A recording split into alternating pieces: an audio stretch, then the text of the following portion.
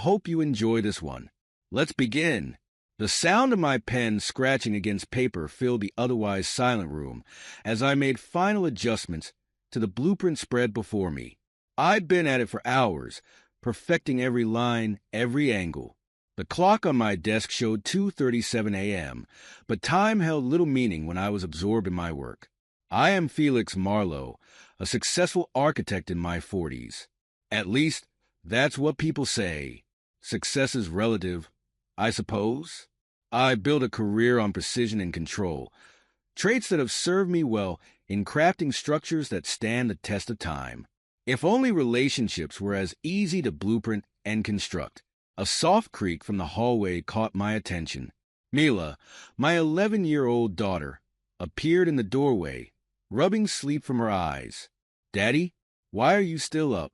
I set down my pen and gestured for her to come closer. "Just finishing up some work, sweetheart.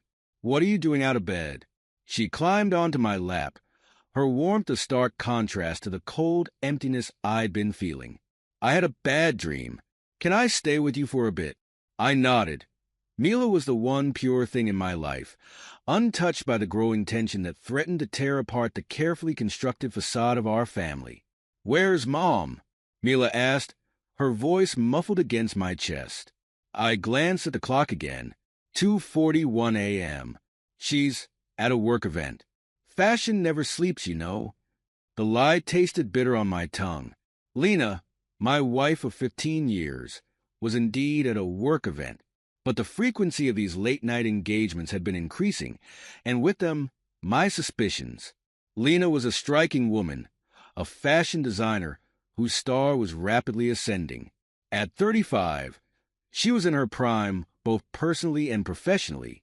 I'd watched her career flourish over the past few years, a stark contrast to my own plateau. The resentment I felt was a constant companion, one I tried desperately to ignore. As I held Mila, my mind wandered to earlier that evening. Lena had breezed out the door in a whirlwind of perfume and stilettos, barely sparing me a glance. "Don't wait up, darling," she called over her shoulder. "Big presentation tomorrow. I'll be working late." I'd nodded, forcing a smile. "Good luck," I'd replied, the words hollow even to my own ears. Now, hours later, I found myself questioning every interaction, every missed dinner, every secretive phone call. The doubts that had been gnawing at the edges of my mind were growing stronger, threatening to consume me. "Daddy," Mila's voice pulled me from my thoughts. "Can we have pancakes for breakfast?" I smiled, grateful for the distraction. "Of course, sweetheart. Now, let's get you back to bed." As I tucked Mila in, I heard the faint sound of a car pulling into the driveway. Lena was home. I kissed Mila's forehead and quietly closed her door before making my way downstairs. Lena stumbled through the front door, her cheeks flushed and her eyes bright. She startled when she saw me standing at the foot of the stairs. "Felix, I thought you'd be asleep by now." I shrugged, keeping my voice neutral. "Had some work to finish up. How was your event?" She waved her hand dismissively, dropping her purse on the entryway table. "Oh, you know how these things are. Lots of schmoozing, lots of champagne." I'm exhausted. I watched as she kicked off her heels, noting the slight sway in her stance. "You should get some rest. Mila wants pancakes for breakfast." Lena's eyes widened slightly. "Oh, I have an early meeting. I won't be able to join you." I nodded, unsurprised. "Of course. Good night, Lena." As I turned to head back upstairs, Lena called out, "Felix, is everything okay?" I paused, my hand on the banister. For a moment, I considered confronting her, demanding answers to the questions that plagued me. Instead, I forced another smile. "Everything's fine. Just tired. Good night." I lay awake in bed, listening to Lena's movements in the bathroom. The sound of running water, the clink of bottles, the rustle of fabric. Each noise felt amplified, a reminder of the growing distance between us. As Lena slipped into bed beside me, I kept my eyes closed, feigning sleep. She didn't reach out to touch me, and I didn't move to embrace her. We lay there, inches apart yet separated by an ocean of unspoken words and mounting suspicions. The weeks following that sleepless night blurred together in a haze of suspicion and barely contained anger. I threw myself into my work, burying my unease under piles of blueprints and client meetings. But even as I drafted perfect structures on paper, I couldn't ignore the cracks forming in the foundation of my own life. It was Mila who unknowingly provided the catalyst that turned my suspicions into a cold, hard reality. We were having dinner, just the two of us. Lena was away on what she claimed was a business trip. Mila was chattering away about her day at school when she dropped the bombshell. Oh, and Daddy? I saw Mom yesterday at the park. She was with a man I didn't know. I waved, but I don't think she saw me. The fork I was holding clattered to my plate. What man, sweetheart? What did he look like? Mila shrugged, oblivious to the turmoil her words had unleashed. I don't know. Tall, I guess. They were laughing a lot. I forced a smile, not wanting to alarm her. I'm sure it was just a work colleague, honey. Eat your vegetables. But inside, I was seething. Lena was supposed to be 2 states away, closing a deal with a major retailer. The lie was so blatant, so careless, that it made my blood boil.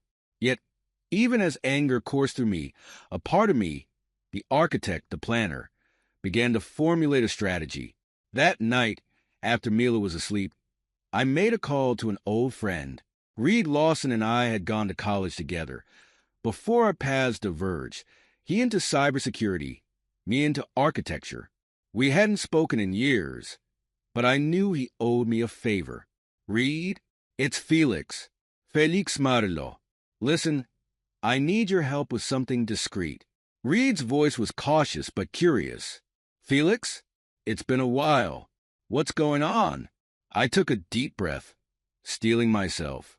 I need you to monitor some communications for me. My wife's, to be specific. There was a long pause on the other end of the line. Felix, that's a pretty serious request. Reed, please. I wouldn't ask if it wasn't important. Another pause, then a sigh. All right, send me what you've got. But Felix, be prepared. You might not like what you find. I thanked him and hung up, feeling a mix of relief and dread. The wheels were in motion now. There was no turning back. Over the next few weeks, I became a stranger in my own life. I watched Lena with new eyes, noting every secretive glance at her phone, every unexplained absence. She grew more distant, often missing family dinners and coming home late, reeking of expensive cologne that wasn't mine. Reed's reports started trickling in, encrypted messages, carefully worded emails, all pointing to one name, Diego Leclerc, a photographer, apparently. They discussed future plans and next steps, their conversations maddeningly vague yet unmistakably intimate. I threw myself into my work with renewed vigor, channeling my turmoil into complex designs and ambitious projects. To the outside world, I was the picture of calm efficiency, but inside, I was unraveling. One night, as I sat in my home office poring over Reed's latest report, I caught sight of my reflection in the window. The man staring back at me was a stranger, eyes sunken, jaw clenched, a permanent furrow etched between his brows. For a moment, I hardly recognized myself. Is this what I've become? I wondered. A man reduced to spying on his own wife? But then I remembered Mila's innocent words, Lena's careless lies. No, this wasn't about me anymore. This was about protecting what was mine, my daughter, my assets, my life. With newfound determination, I began to plan my next move. Lena had made her choice. Now it was time for me to make mine. The revelation hit me like a physical blow. I stared at the email from Reed, my hand shaking slightly as I scrolled through the details of his latest findings. Diego Leclerc wasn't just Lena's lover. He was a con artist, a charming parasite who had latched onto my wife for her connections and her money. And Lena, my beautiful, ambitious Lena, had fallen for it hook, line, and sinker. According to Reed's investigation, Diego was already seeing another woman behind Lena's back, a wealthy art dealer named Vivian Calloway. The realization that Lena was as much a pawn in Diego's game as I had been in hers brought a bitter taste to my mouth. But the real kicker came when I dug deeper into our finances. Lena had invested a significant portion of our savings into a shady art gallery deal with Diego, putting our financial future and Mila's at risk. The anger that had been simmering for weeks now reached a boiling point. I picked up my phone, my finger hovering over Lena's number. How easy it would be to confront her now, to unleash all the hurt and betrayal I'd been holding back. But the architect in me, the planner, knew better. This required a more calculated approach. Instead, I called Nora Kinney, the top divorce lawyer in the city. Her voice was crisp and professional when she answered. Felix Marlo, I've been expecting your call. I blinked, taken aback. You have, she chuckled, a sound devoid of any real humor. Let's just say I have a knack for spotting troubled marriages. What can I do for you, Mr. Marlowe? I took a deep breath. I need to initiate divorce proceedings. Quietly. I see, Nora replied. And I assume you want to protect your assets? Absolutely. My wife has been less than faithful with our finances. Understood. My advice? Gather as much evidence as you can. Financial mismanagement, infidelity, anything that paints her in a bad light. And Felix, play the long game. Bide your time until the moment of maximum impact. I nodded, even though she couldn't see me. I understand. Thank you, Nora. As I hung up, a strange sense of calm washed over me. The die was cast. There was no going back now. That evening, as Lena breathed in late once again, I watched her with new eyes. She was still beautiful, still the woman I had fallen in love with all those years ago. But now I saw the cracks in her facade, the slight nervousness in her smile, the way her eyes darted around the room, never quite meeting mine. How was your day, darling? She asked, her voice overly bright. I shrugged, keeping my face carefully neutral. Same as always. Yours? Oh, busy. She waved her hand dismissively. I'm going to take a shower before dinner. The next morning, I woke before dawn and headed to the gym. It was time for a change. Time to shed the complacent, trusting man I had been. As I pushed my body to its limits, I felt a new strength building, not just physically, but mentally. It was there, between sets of punishing squats, that I met Amara Voss. She was a force of nature, all lean muscle and steely determination. As she corrected my form, her dark eyes seemed to see right through me. You're carrying a lot of anger, she observed bluntly. Want to talk about it? I hesitated, surprised by her directness. It's complicated. Amara nodded, understanding in her gaze. It usually is, but remember this, pain is inevitable. Suffering is optional. You choose how to respond to what life throws at you. Her words struck a chord, resonating with something deep inside me. As I left the gym that day, I felt a shift, subtle but significant. I was no longer just Felix Marlowe, the betrayed husband. I was becoming someone new, someone stronger. That night, as I lay in bed next to Lena, our bodies close but our hearts miles apart, I made a silent vow. I would not be broken by this betrayal. I would use it, harness it, to rebuild myself into someone better, stronger, more resilient. Let Lena have her affair, her risky investments, her web of lies. I would bide my time, gathering evidence, building my case. And when the moment was right, I would strike, swiftly, decisively, leaving no room for doubt or second chances. As I drifted off to sleep, Amara's words echoed in my mind. Pain is inevitable. Suffering is optional. I chose not to suffer. Instead, I would rise from the ashes of this betrayal, phoenix-like, ready to face whatever challenges lay ahead. The morning sun filtered through the blinds, casting long shadows across our bedroom.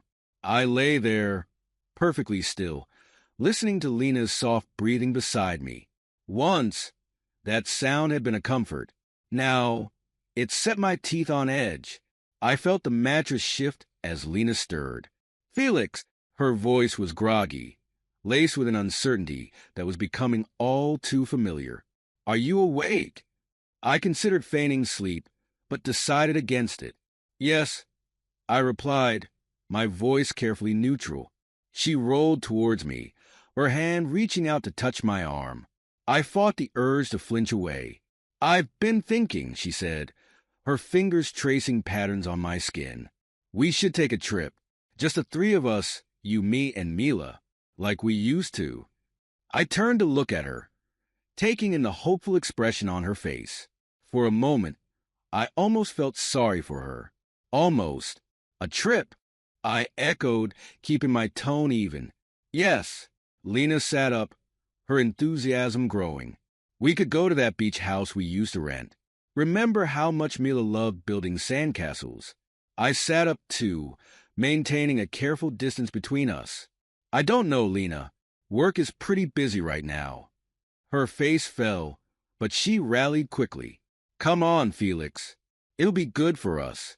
For our family. I watched as she leaned in, her intentions clear. Once, I would have met her halfway, eager for her touch. Now, I felt nothing but a cold detachment as she pressed her lips to mine. The kiss was brief, perfunctory.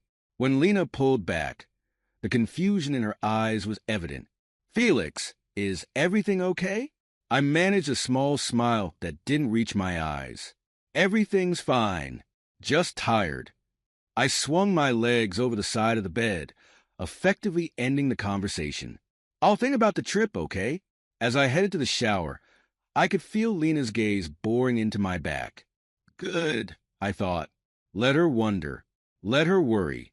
The next few weeks passed in a blur of quiet tension. True to my word, I agreed to the family trip, but I remained distant and detached throughout.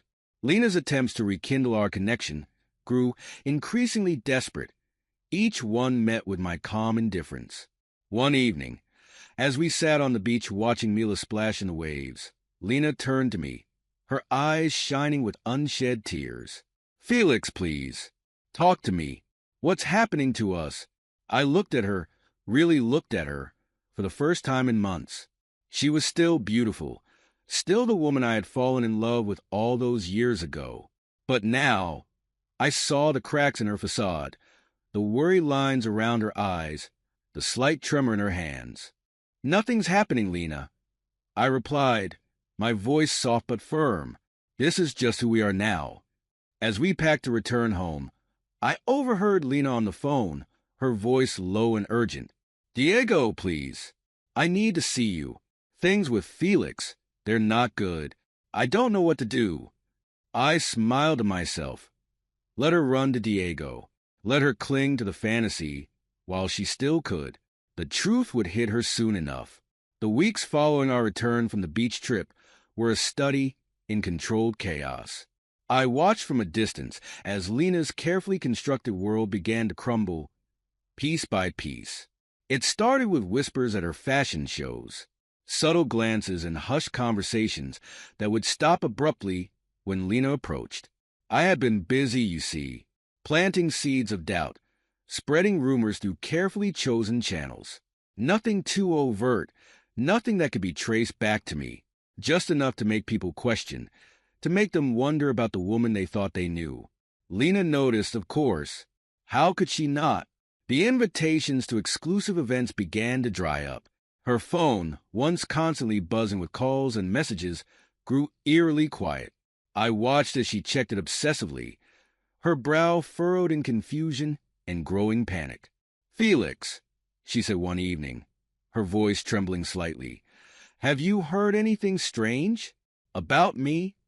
I looked up from my blueprints, the picture of innocence. Strange? What do you mean? She wrung her hands, a nervous habit I hadn't seen in years. I don't know. People are acting different, distant. I can't explain it. I set down my pen, giving her my full attention. I'm sure it's nothing, Lena. You know how fickle the fashion world can be. She nodded, not looking convinced. Maybe you're right. It's probably nothing. But it wasn't nothing, and we both knew it. The isolation grew day by day. I watched as Lena's friends began to pull away, making excuses to avoid her calls, canceling plans at the last minute. Her professional contacts became harder to reach. Her projects put on hold for reasons that were never quite explained. Through it all, I maintained my calm facade, the supportive husband, concerned but not overly so. Inside, though, I was satisfied. The architect in me appreciated the slow, methodical dismantling of Lena's life. It was like watching a building collapse in slow motion, each support beam giving way one by one. The final blow came on a Tuesday afternoon. I was in my home office when I heard the front door slam, followed by the sound of Lena's heels clicking rapidly across the hardwood floor. She burst into the room, her face pale, her eyes wild. "Felix," she gasped, "I need to talk to you. It's important." I leaned back in my chair, gesturing for her to continue. "What's wrong, Lena?" She collapsed into the chair across from me, her usual grace abandoned. "It's Diego. The art gallery project. It's gone wrong. All the money, our money, it's gone." I raised an eyebrow, the picture of surprise. "Gone? What do you mean, gone?" Lena's words tumbled out in a rush, a confession long overdue. She told me about the affair, about Diego's promises of love and fortune. She told me about the investment, the risk she had taken with our savings. And finally, she told me about Diego's betrayal, how he had disappeared, taking the money and leaving her to face the consequences. As she spoke, I felt a strange sense of detachment. It was as if I was watching a play, observing the drama unfold from a safe distance. When she finished, her face streaked with tears. I simply nodded. "I see," I said, my voice calm and measured.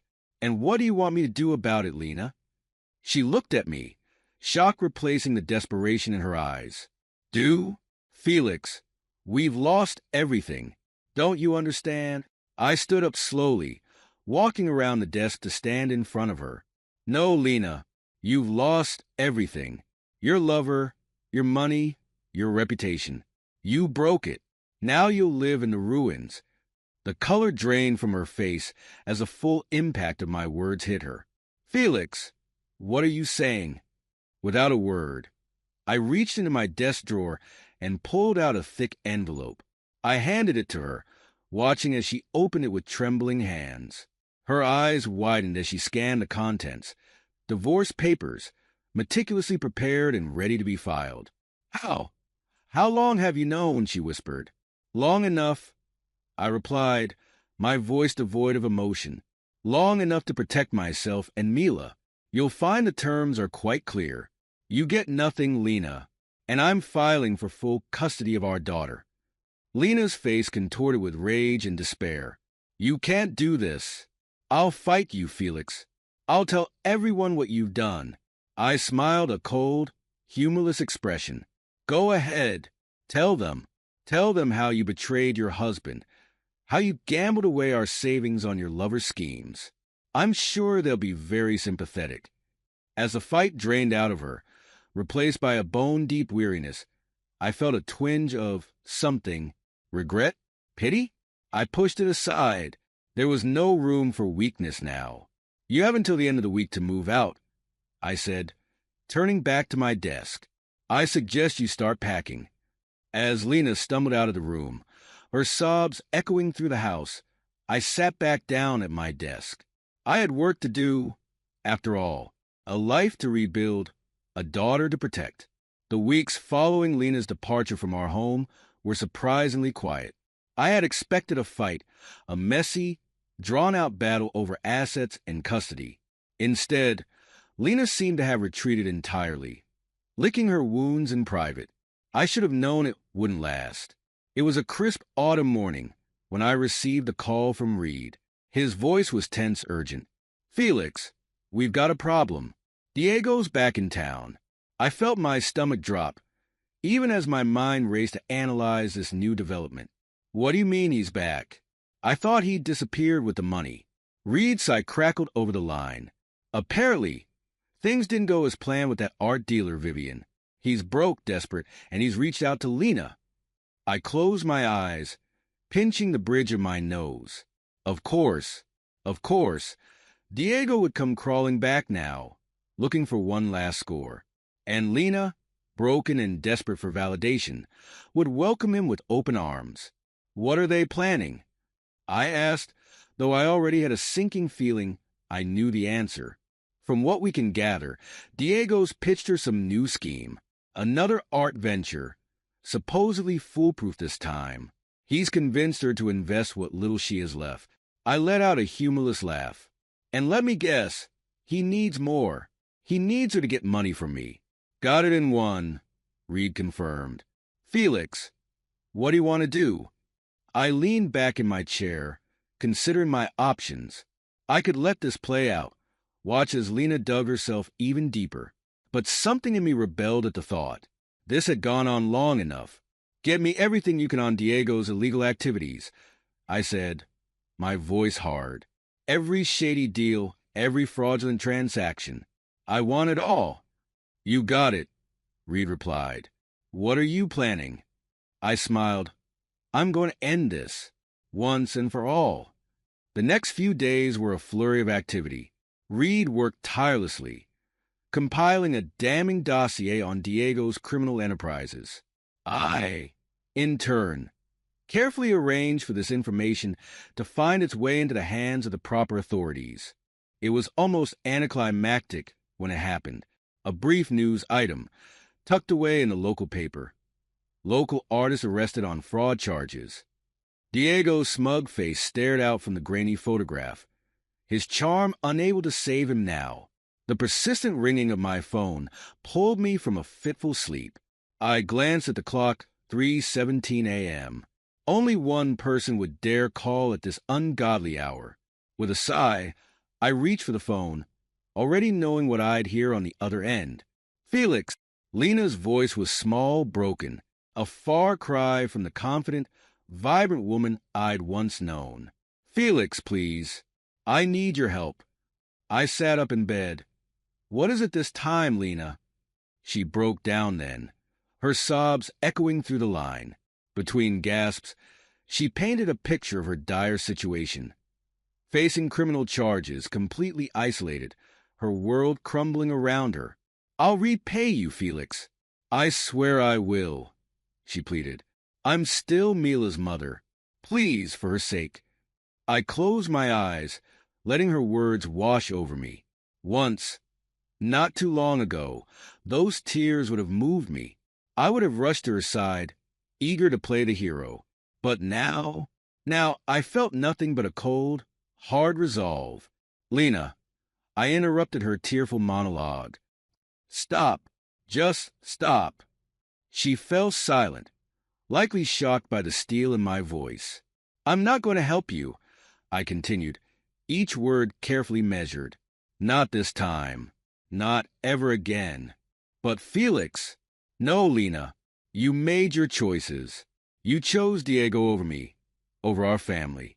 You chose to gamble with our savings, to lie, to cheat. And now you're facing the consequences of those choices. I could almost see her flinch at my words, harsh but true. What about Mila, she whispered, playing her last card. She needs her mother. For a moment, I felt a flicker of doubt. But then I remembered the pain in Mila's eyes when Lena had walked out, the confusion as she tried to understand why Mommy wasn't coming home. Mila will always know you're her mother, Lena. But right now, what she needs is stability, safety, and that's what I'm going to give her. Felix, please. Her voice was barely audible now. I have nothing left. I took a deep breath, steeling myself for what I had to say next. I know, Lena, and I'm sorry for that. I truly am. But this is where our paths diverge. I can't save you anymore. I won't. There was a long silence on the other end of the line. When Lena spoke again, her voice was hollow, defeated. I understand. Goodbye, Felix. The line went dead, and I sat there in the dark, the phone still pressed to my ear. It was over. Really, truly over. As I set the phone down, I noticed a figure in the doorway. Mila stood there, her stuffed rabbit clutched tightly to her chest. "Daddy?" she said, her voice small and uncertain. "Was that Mommy?" I held out my arms, and she rushed into them, burying her face in my chest. "Yes, sweetheart, it was." "Is she coming home?" I stroked her hair, my heart aching for the innocence in her voice. "No, honey, Mommy's not coming home. But I want you to remember something, okay? Your mom loves you very much. Sometimes grown-ups make mistakes, big mistakes, but that doesn't change how much they love their children." Mila nodded against my chest, and I felt her tears soaking through my shirt. I held her tighter, vowing silently to protect her from the storm that was yet to come. As Mila's breathing evened out, signaling she had fallen asleep, I gazed out the window at the city lights. Somewhere out there, Lena was facing the ruins of her life. And Diego? Well, his fate was about to be sealed. The trial had been swift, the evidence overwhelming. I sat in the back of the courtroom, watching as Diego's charm and arrogance crumbled in the face of cold, hard facts. The prosecution painted a damning picture: fraud, embezzlement, a web of lies that had ensnared not just Lena but countless others. I expected to feel satisfaction as the verdict was read. Guilty on all counts. Instead, I felt empty, as if the final piece of a long, complicated puzzle had finally fallen into place. What I didn't expect was Diego's last act of betrayal. As he was led away in handcuffs, he turned to the judge, his face a mask of desperation. "Wait," he called out. "I have information about Lena Marlowe. She was involved in all of this. She knew everything." The courtroom erupted into chaos. I sat there, stunned, as Diego spilled every detail of Lena's involvement. By the time he was done, Lena's fate was sealed. She would face her own trial, her own reckoning. As I left the courthouse, I caught a glimpse of Lena being led away by police officers. Our eyes met for a brief moment. In hers, I saw a mixture of fear, regret, and something else: acceptance. She gave me a small nod, as if to say, "It's over. You win." I didn't feel like a winner, but as I walked out into the sunlight, I felt something I hadn't in a long time. Hope. Hope for a future unburdened by lies and betrayal. Hope for a new beginning. The alarm clock's insistent beeping pulled me from sleep. 5:30 a.m. Once, I would have groaned, hitting the snooze button and burrowing deeper under the covers. But now, I welcomed the early hour. I slipped out of bed, careful not to wake Mila, who had crawled in sometime during the night. Another nightmare, no doubt. They were becoming less frequent, but still they persisted. The house was quiet as I made my way to the kitchen, the soft padding of my bare feet the only sound. I started the coffee machine and leaned against the counter, watching as the first rays of sunlight began to filter through the windows. So much had changed in the past year. The divorce was finalized. The dust had settled. Lena was gone, serving time for her role in Diego's schemes. I made sure Mila could visit her, kept the lines of communication open. It wasn't easy, but it was necessary, for Mila's sake. The coffee machine beeped, pulling me from my thoughts. As I poured myself a cup, I heard the soft thud of footsteps on the stairs. "Daddy." Mila's voice was still thick with sleep. "You're up early." I smiled, pulling her into a one-armed hug. "Big day today, remember? New project presentation." Her eyes lit up. "Oh yeah. Can I come see your building when it's done?" "Of course, sweetheart. You will be my VIP guest at the grand opening."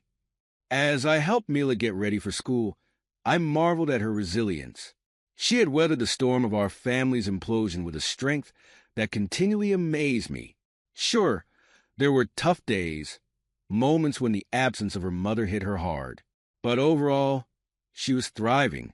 I dropped Mila off at school and headed to the office, my mind already racing with last-minute details for the presentation.